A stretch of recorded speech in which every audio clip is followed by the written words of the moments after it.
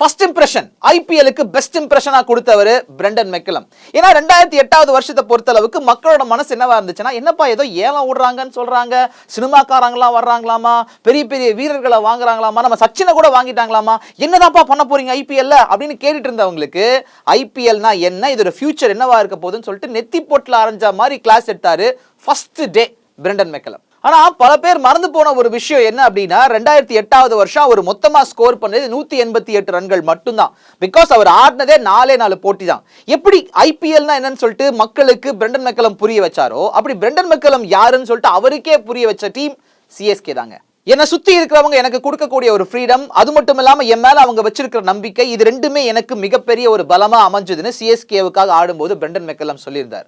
11 சீசன்கள்ல IPL அவர் அடிச்ச 2வது century சிஎஸ்கேவுக்காக தாங்க வந்துச்சு. ஆடும்போது அக்ரெசிவான ஆள்னு பார்த்தா ஆடி முடிச்சதுக்கு அப்புறமும் அதே அக்ரெஷன் பேஸ்பால் முறையில தொடர்ந்து வந்துகிட்டு இருக்கு. அந்த கதைகள் தான் உங்களுக்கே தெரியுமே.